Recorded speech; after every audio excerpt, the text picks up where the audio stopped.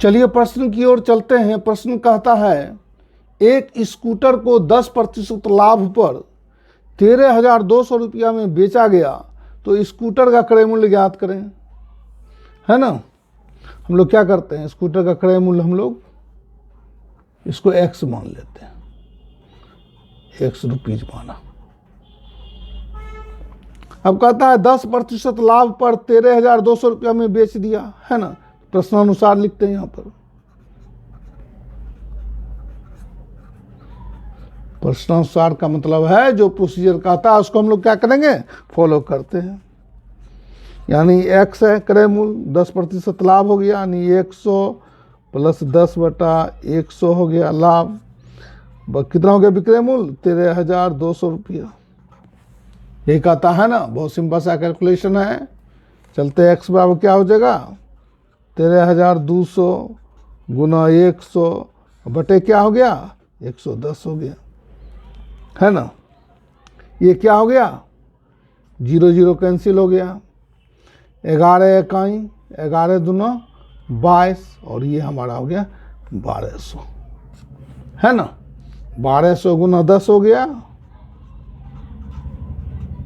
यानी आपका हो गया 12,000 रुपीज। यही आंसर आया है। आंसर आ गया, स्कूटर का क्रय मूल्य ज्ञात हो गया। हाँ, 12,000 रुपया उसका क्रय मूल्य हो गया। और देखिए ऑप्शन में बहुत साधारण सा कैलकुलेशन है। ऑप्शन में 12,000 दिया हुआ है, डी ऑप्शन, ये ऑप्शन आपका सही है। ठीक है ना। चलते हैं अगले प्रश्न की ओर। जिन्होंने चैनल को सब्सक्राइब नहीं किया है वो बच्चा सब्सक्राइब कर लें।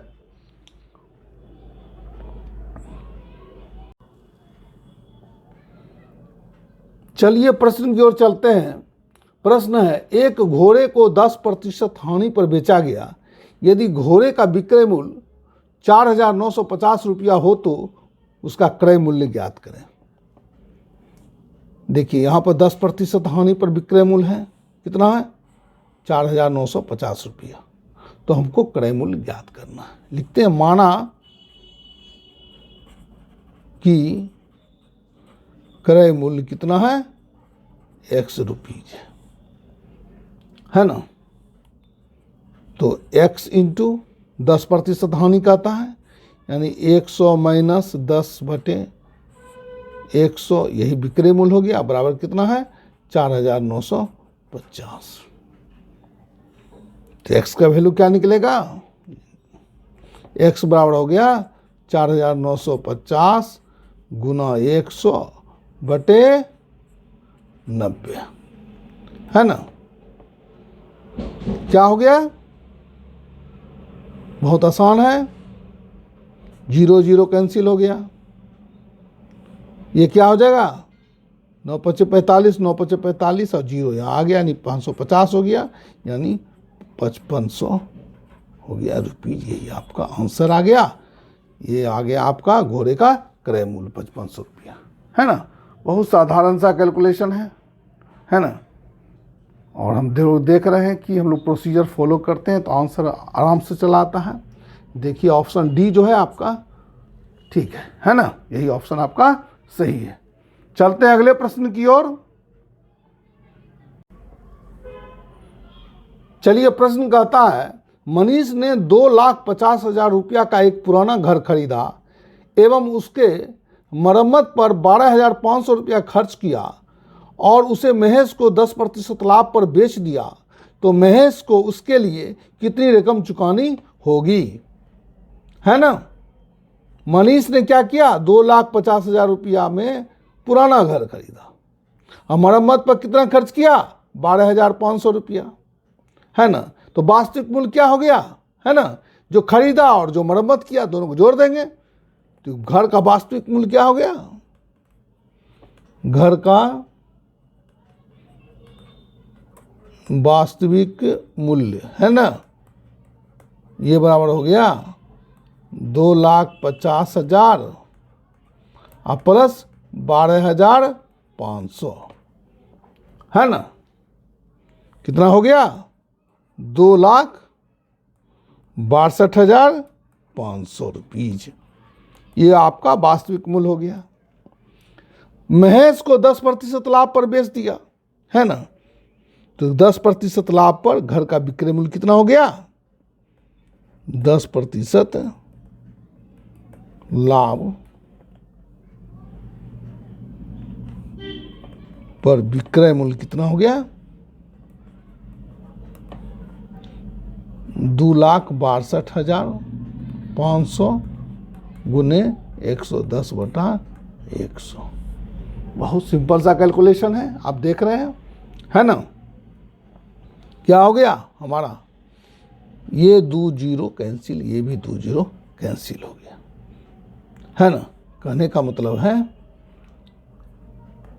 26/25 गुना 110, है ना, बराबर हो गया 2,88,750 रुपया, है ना। यही हमारा आंसर है ना। महज को कितनी रकम चुकाना पड़ेगा? 2,88,750 रुपया चुकाना पड़ेगा, है ना। देखिए ऑप्शन में है डी ऑप्शन आपका सही है ना, सेम है। तो हम लोग क्या करते हैं इस प्रकार के प्रश्न के लिए, जो है सो उसका प्रोसीजर को फॉलो करते हैं। प्रोसीजर हमेशा फॉलो कीजिए, प्रोसीजर फॉलो करेंगे आंसर निश्चित रूप से आएगा, निश्चिंत रहें। चलते हैं अगले प्रश्न की ओर। जिन्होंने चैनल को सब्सक्राइब नहीं किया है सब्सक्राइब कर लें। चलिए प्रश्न की ओर चलते हैं। प्रश्न क्या कहता है? एक सोफा सेट को 3,852 रुपया में बेचने पर एक व्यापारी को 7% का लाभ प्राप्त होता है। यदि वह सोफा सेट को 4,050 रुपया में बेचता तो उसे कितने प्रतिशत का लाभ होता, है ना। फर्स्ट विक्रय मूल्य कितना है? 3,852 है। यहाँ पर एक चीज़ है, सोफा सेट का क्रय मूल्य पता नहीं है, इसलिए हम लोग सोफा सेट का क्रय मूल्य ज्ञात करते हैं। प्रोसीजर को फॉलो करते हैं, लिखते हैं माना कि सोफा सेट का क्रय मूल्य कितना है? X रुपीज है ना, इसको मान लेते हैं। अब कहता है 3,852 रुपया में बेचने पर एक व्यापारी को 7% के लाभ पर प्राप्त होता है। यानी कहने का मतलब है x इंटू 100 प्लस 7% का लाभ कहता है, यानी 100 बराबर विक्रय मूल्य कितना है? 3,852 रुपये का, है ना। क्या करते हैं हम लोग? x का वैल्यू निकल जाएगा इससे, तो 3,852 गुना 100 बटे कितना हो गया? 107 हो गया, ठीक है ना। ये आपका 36 मरतबा में कट जाता है। तो 36 गुना 100 क्या हो गया? 3600 हो गया, तो रुपीज हो गया। तो ये आपका क्रय मूल्य निकल गया। कहता वह सोफा सेट को 4,050 रुपया में बेचता तो उसे कितना प्रतिशत का लाभ होता? तो ये क्रय मूल्य आपका 3600 है, अब विक्रय मूल्य 4,050 है, स्वाभाविक है कि लाभ होगा, है ना। तो लाभ बराबर हो गया 4,050 माइनस 3600 बराबर क्या हो गया? 450 रुपये। तो प्रतिशत लाभ निकाल लेंगे, इससे बहुत आसान है ना। तो प्रतिशत लाभ इक्वल टू हो गया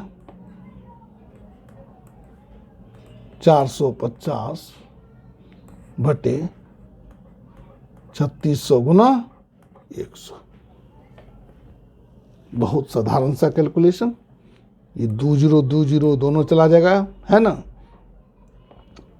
3 से काटेंगे, 15 तिया 45 यानी 150 और 12 तिया 36, है ना। 3 चौका 12 और 3 पचे 15, 2 दूनी 4 और 25 दूना 50, है ना। बहुत सिंपल सा। तो ये आपका क्या निकल गया? 25/2%, यानी 12.5%। ये आपका लाभ हो गया, ये आंसर है। और आप देखिए ऑप्शन में दिया हुआ है, डी ऑप्शन में दिया हुआ है 12.5%। ये ऑप्शन आपका सही है। बहुत आसान सा कैलकुलेशन है ना। वीडियो पर बने रहिए। जिन्होंने चैनल को सब्सक्राइब नहीं किया है वो सब्सक्राइब कर लें। मैथमोरा चैनल आपका संपूर्ण चैनल है। ठीक है, चलते हैं अगले प्रश्न की ओर। चलिए प्रश्न की ओर चलते हैं। प्रश्न है एक घड़ी को 1140 रुपया में बेचने पर एक दुकानदार को 5% की हानि होती है।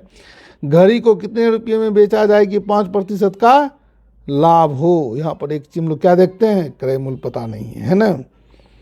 तो पहले घड़ी का क्रय मूल्य हम लोग लिखते हैं कि घड़ी के मान लेते हैं कि घड़ी को माना कि घड़ी का क्रय मूल्य कितना है, 100 रुपीज है ना।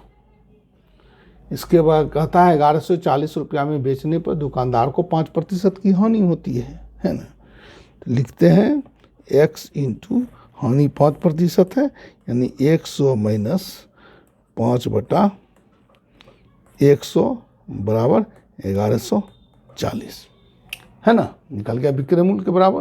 अब इससे x का वैल्यू हम लोग निकाल लेंगे, यानी कि x बराबर क्या हो जाएगा, x इक्वल हो जाएगा 1140 गुना 100/95 है ना। यानी इसको हम लोग कैलकुलेट करेंगे तो ये आपका निकल गया 12 मरतबा में ये कट जाएगा। ये हो गया 12 गुना 100 क्या हो जाएगा, 1200 हो गया। तो घड़ी का क्रय मूल्य निकल गया। तो कहता है घड़ी को कितने रुपये में बेचा जाए कि 5% का लाभ हो। पुनः क्या लिखेंगे, 5% लाभ पर विक्रय मूल्य क्या हो जाएगा, 5% लाभ पर विक्रय मूल्य क्या हो गया, 1200 यानी 100 प्लस 5/100। ये है ना, बहुत सिंपल सा कैलकुलेशन है। बराबर हो गया 1200 गुना 105/100 हो गया है ना। ये 20 कैंसिल हो गया है ना, यानी 12 गुना 105 कितना निकल गया, ये हो जाएगा आपको 1260 रुपीज। देखिए बहुत आराम से निकल गया है ना। बहुत साधारण सा कैलकुलेशन था, बहुत आराम से हो गया। चलते हैं अगले प्रश्न की ओर है ना। डी ऑप्शन आपका सही है यहाँ पर, ठीक है ना। चलते हैं अगले प्रश्न की ओर। जिन्होंने चैनल को सब्सक्राइब नहीं किया है वो बंधु सब्सक्राइब कर लें, ठीक है ना। चलते हैं अगले प्रश्न की ओर। हमारा अगला प्रश्न है जो है बहुत, वो भी काफ़ी इम्पोर्टेंट है। चलिए प्रश्न की ओर चलते हैं। प्रश्न है 10 टेबल का क्रय मूल्य 8 टेबल के विक्रय मूल्य के बराबर हो तो लाभ हानि का प्रतिशत ज्ञात करें, है ना। ऐसे प्रश्न को हम लोग क्या करते हैं, ट्रिक की सहायता से हल करते हैं। ट्रिक क्या कहता है हमारा, ट्रिक कहता है प्रतिशत लाभ या हानि, है ना। यही है ना, बराबर क्या है, क्रय वस्तु की संख्या, क्रय वस्तु की संख्या माइनस विक्रय वस्तु की संख्या बटे विक्रय वस्तु की संख्या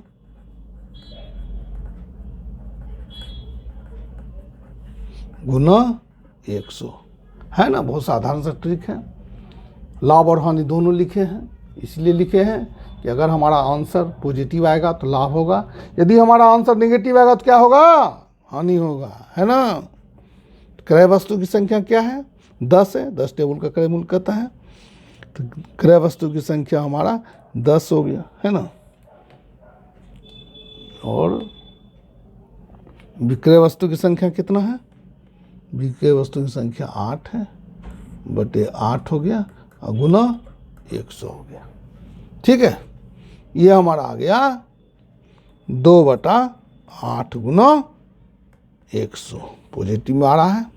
चलिए 2 चौका 8 हो गया और ये 25 मरतबा में ये कट गया, यानी हमारा आया 25%। यही देखिए पॉजिटिव में आंसर है, इसलिए यह लाभ हुआ और हमारा ये आंसर है। ऑप्शन में देखिए आपका डी ऑप्शन दिया हुआ है 25%, ये ऑप्शन आपका सही है। जिन्होंने चैनल को सब्सक्राइब नहीं किया है सब्सक्राइब कर लें। चलते हैं अगले प्रश्न की ओर। चलिए प्रश्न की ओर चलते हैं। प्रश्न है हमारा कि 12 वस्तुओं का क्रय मूल्य 15 वस्तुओं के विक्रय मूल्य के बराबर हो तो प्रतिशत लाभ हानि ज्ञात करें। एक बार और पढ़ते हैं। 12 वस्तुओं का क्रय मूल्य 15 वस्तुओं के विक्रय मूल्य के बराबर हो तो प्रतिशत लाभ हानि ज्ञात करें। इस प्रकार के प्रश्न को हल करने के लिए क्या करते हैं हम लोग, ट्रिक की सहायता लेते हैं। ट्रिक क्या कहता है हमारा, ट्रिक कहता है प्रतिशत लाभ या हानि दोनों लिखते हैं, इसलिए कि अगर पॉजिटिव में आंसर आएगा तो लाभ होगा, निगेटिव में आएगा तो हानि होगा, है ना। क्रय वस्तु की संख्या, क्रय वस्तु की संख्या माइनस विक्रय वस्तु की संख्या बटे विक्रय वस्तु की संख्या गुना 100। बहुत सिंपल सा ट्रिक है ना। चलते हैं देखते हैं क्रय वस्तु की संख्या क्या है। क्रय वस्तु की संख्या हमारा 12 है, विक्रय वस्तु की संख्या 15 है। अब बटे क्या हो गया, 15 हो गया गुना 100, यानी 3/15 है ना। इसको तो गुना 100 है ना। ये आपका 3 × 5 = 15 और 20 × 5 = 100, यानी कि 20% निकला है। आपको क्या चीज़ हानि माइनस में आया है ना।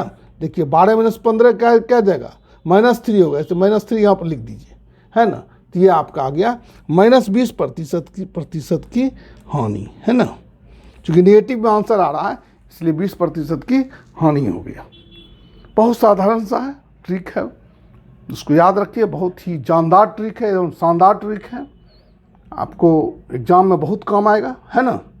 चलते हैं अगले प्रश्न की ओर। जिन्होंने चैनल को सब्सक्राइब नहीं किया है वो सब्सक्राइब कर लें।